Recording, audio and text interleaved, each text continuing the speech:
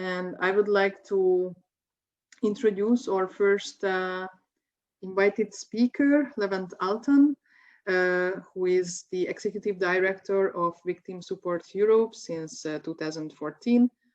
Before, he worked at the European Commission and also at the UK Ministry of Justice, among other important roles at different organizations as well. Recently, he supported the foundation of Victim Support Asia, and also he is leading the consortium delivering the work of the EU Center of Expertise of Victims of Terrorism. Today, Lev will introduce us the basic needs of victims to set the floor for the further discussion on victims' rights. Levent, the floor is yours. Thank you, Edith. Good morning, everyone. Yes, Gustav gave me a mission, which was to try to work out how are victims' rights relevant to offender reintegration. And I thought about it, and my answer was I have no idea.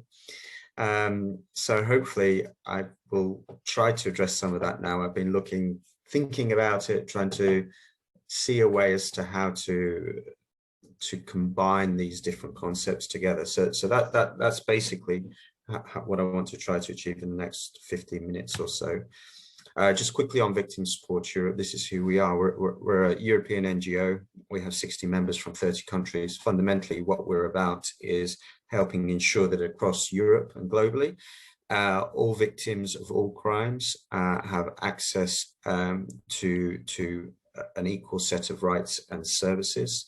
In our organizations, you see there, they have around 3,000 staff, 2,000 volunteers, and they're assisting roughly 2 million victims per year. So it's just a little bit about us before I move on. So really the fundamental question is, sorry, let's go back one. There we go.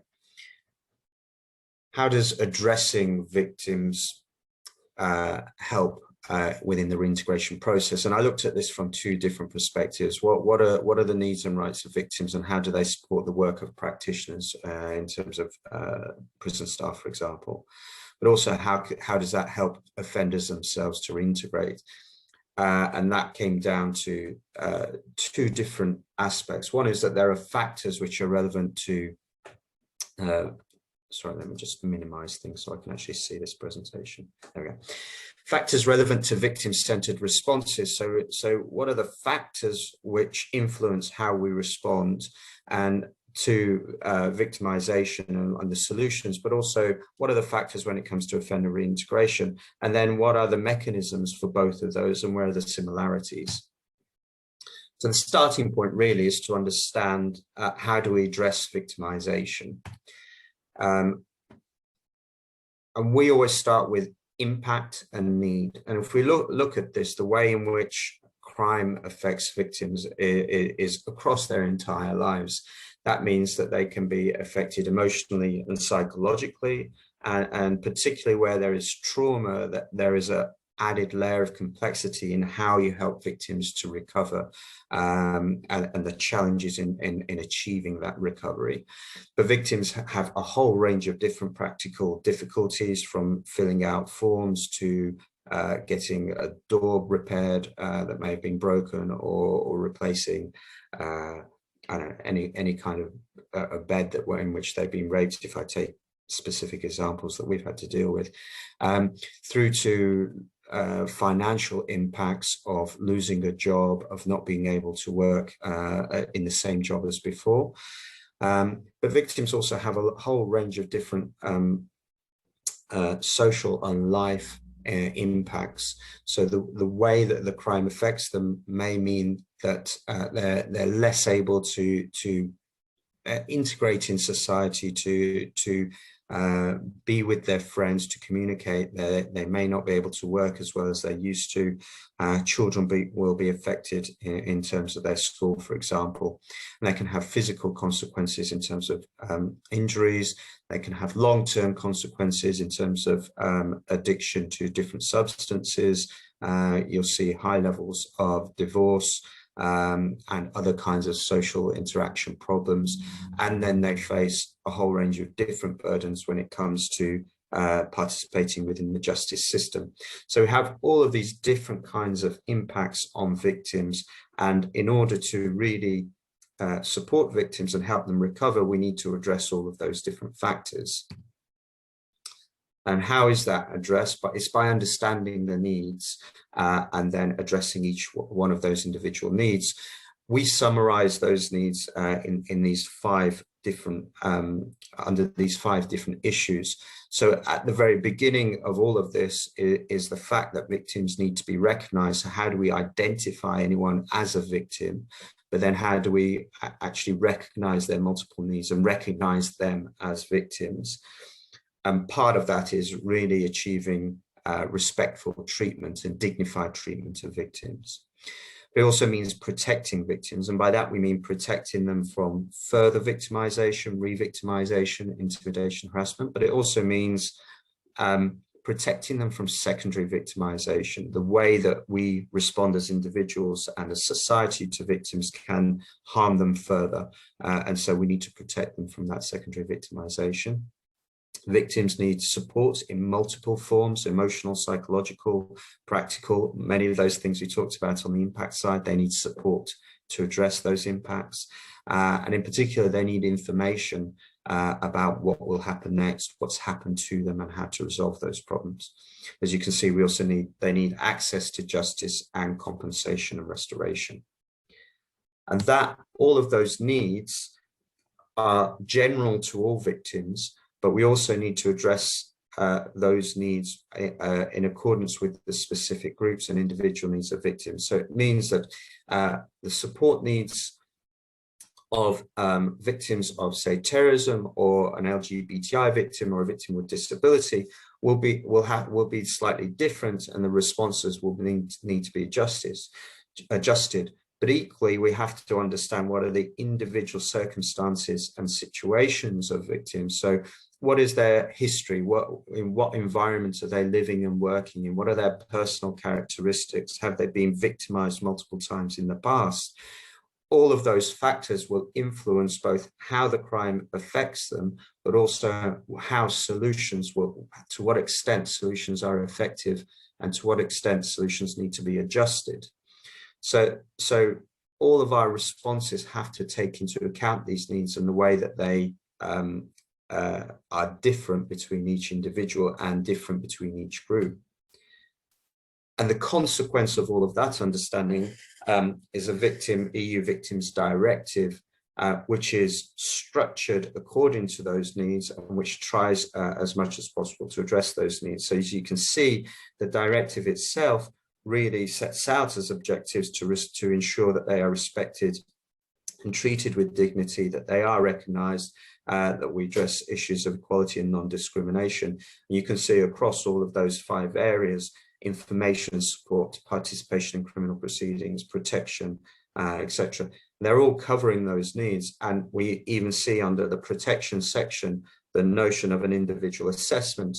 And this was brought in specifically to help ensure that practitioners who come into contact with victims, in particular, for example, the police, when they're in first contact, that they understand the individual needs of the victims and if they have specific protection requirements, and that individual assessment looks at the nature of the crime, the impact of the crime, and the personal characteristics and situation of the victims.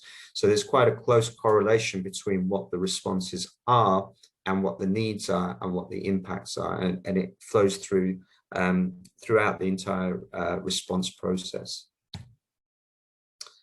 And I just wanted to mention Victim Support Europe's national framework for comprehensive support. This is something that it's a way of visualizing the effective mechanisms across a country for addressing support needs. And it's difficult to see, I won't go into the details in this presentation, but I wanted to mention in particular at the center of this are victims themselves, and in particular focus on how victims are resilient in themselves, but also need to be helped to be resilient. So most victims don't need professional support. They can get over their victimization on their own because of their own resilience. But helping victims to be resilient, helping our societies and individuals to be resilient, is a fundamental aspect of support mechanisms. Introducing resilience concepts and training into our schools, for example, will help all manner of people to cope with traumatizing situations. But it's not just about the victim, and it's not just about the professional services, which you see all around in those arrows, but it's also about a victim's social support network. Victims who have strong social support networks, friends, family, community, work colleagues, etc., are much better able to cope with the traumatizing situation they're in, cope with the crime. And part of our work is to help ensure that that social support network knows how to be supportive of victims and actually isn't causing some of that secondary victimization. And that is all extremely relevant when we start looking at how rights and needs are supportive of offender reintegration. So if we move on to looking at offender reintegration and how understanding victims' responses are relevant, I think the starting point is looking at what the similarities are and what we see within sort of the broad notions of offender reintegration. We have comprehensive assessment processes in offender reintegration. You need to understand the situation of the offender to then start addressing all the particular aspects of what reintegration is required for them, or how to achieve reintegration. So we need to understand the offender. We need to understand what their history is, what their personal characteristics are. Have they been traumatized, victimized, experienced discrimination? Because all of those factors will influence how we achieve change and how we help that person to reintegrate back into society. And what we see also is that we have to address all the multiple aspects of an offender's life in order to achieve that successful reintegration. And that support has to start very early, but it has to be continuous and maintained. And each person will be different. Some will need more help, some will need less help, but they'll need it as long as possible. And there need to be multiple forms and routes. And all of these factors are very similar to the way that we have to approach support for victims. Some victims will get the information they need and they'll be able to move on. Others will need to go back and find different forms of help, sometimes within a generic victim support service, sometimes specialist services, for example, shelters, or a service provided by a disability organization. Maybe they'll have to go to their social welfare services for specific assistance. So we see very strong correlations between the two. This is taken from UN report handbook on offender reintegration and recidivism. And again, you can see we have the risk and needs assessment approach to determining reintegration, and we have those multiple areas of an offender's life which need to be addressed. I think what's particularly important when it comes to helping victims and offenders is looking at addressing behaviors and attitudes, in particular through therapies such as cognitive behavioral therapy. So what we see in reintegration programs are approaches where we address cognitive behavior, relapse prevention, basic life and relationship skills, motivation, active citizenship. And these again are fundamental to victim recovery. By helping victims understand why they're experiencing the thoughts and feelings and emotions that they are, and giving them the tools to address that, we help with the recovery process. But we also understand that victims will relapse. They will go back to distorted thinking. They'll go back to believing that they can't go out, that they are under constant threat. They will have flashbacks, etc. And helping them through that relapse prevention can be critical to helping them move forward. But it's also about helping victims to understand how to re-establish relationships, particularly if you've had victims suffering either domestic violence or sexual violence, for example. The ways in which they are helped to reintegrate into society as well, to establish new and positive and strong relationships, is to develop the skills in terms of communication skills, understanding why they are behaving in the way that they are behaving. And I mentioned at the beginning about trauma. One of the fundamental aspects of trauma is that it takes over your ability to act and to move forward and to be empowered. And in the same way, when it comes to offender reintegration, finding the methods to motivate offenders to act, to change behaviors, is absolutely critical. And really understanding that really you only achieve change when the pain of change is less than the pain of staying as you are.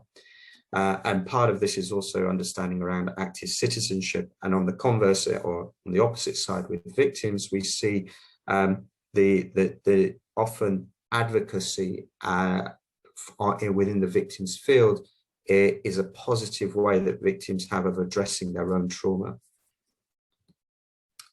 And this is just quickly, I won't go through these details, but in terms of how cognitive behavioral therapy is used, what's fundamentally important is to understand that people aren't broken, they just need to be understood, and that because of brain plasticity, we are not slaves to what our history was.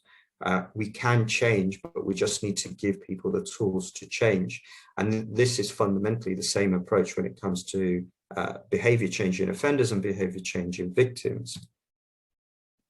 And this is how that is seen. How do we achieve fulfillment in our lives, whether as offenders or victims, looking at some of those core drivers to human behavior when it comes to seeking growth, seeking variety versus seeking uncertainty.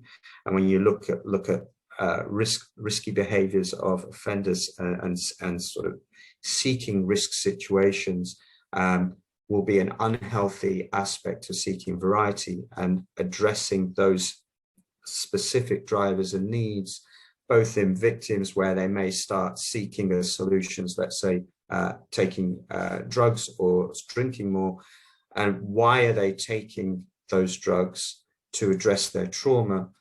The understanding of that is also helping you understand why offenders are seeking certain behaviors and how to address those unhelpful and harmful behaviors. So fundamentally, with respect to a policy framework, the greater we understand what are the needs of victims and what are the effective responses to victims, we can use that learning to also understand how to address reintegration issues, bearing in mind that often offenders will have had trauma in their lives, will have suffered victimization, and will have very similar needs to victims themselves. So from a policy framework, we can learn from each other and learn how to use those methodologies within both of our different areas. It's not just relevant with respect to policy, it's also relevant with respect to changing offender behavior.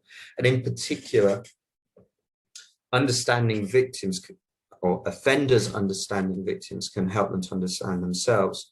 The more that we show to offenders what is the impact of their behavior, what is the impact of crime more generally, and the more that we use techniques to develop empathy, the more we're able to change belief systems, and fundamentally our belief systems drives our behaviors.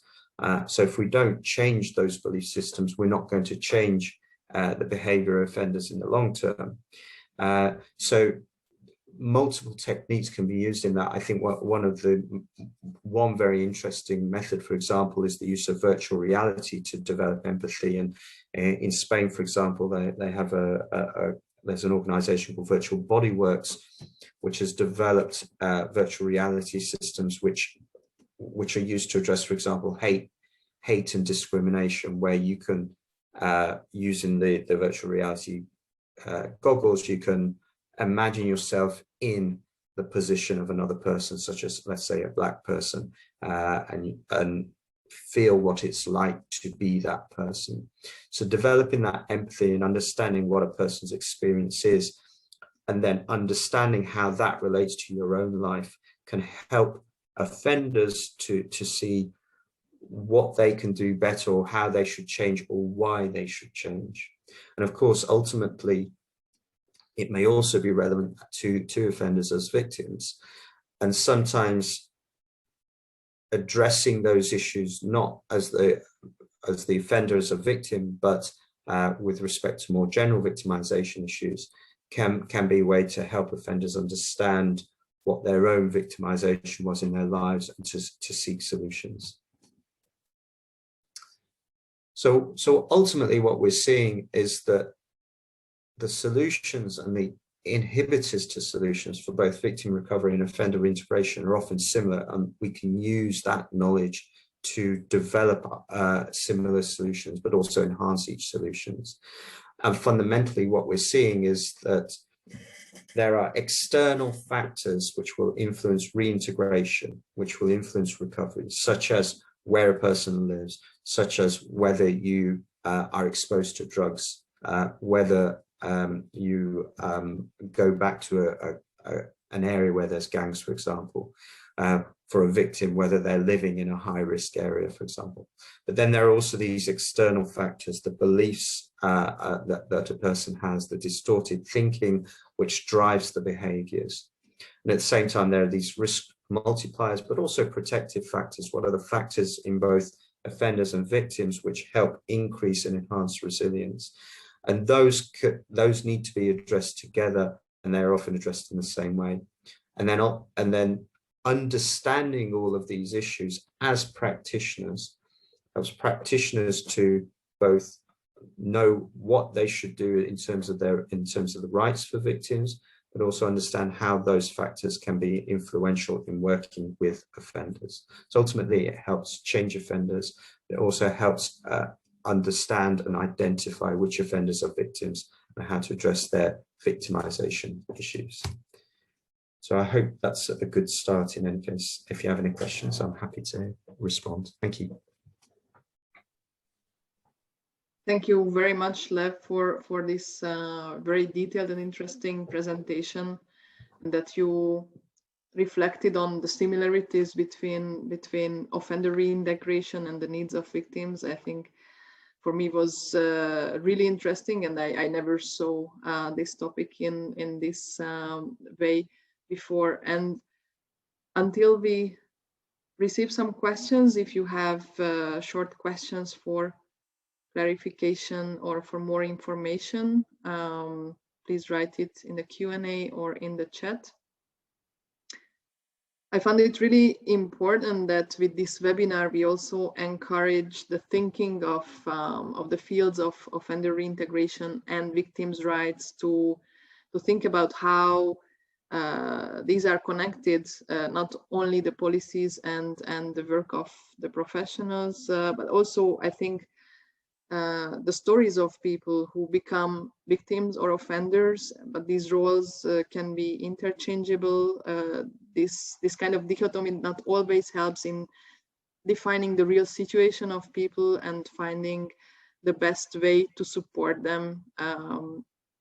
And I think it's very interesting to start this discussion, and I hope it will be only the start to exchange more on these topics. I don't see any incoming questions now.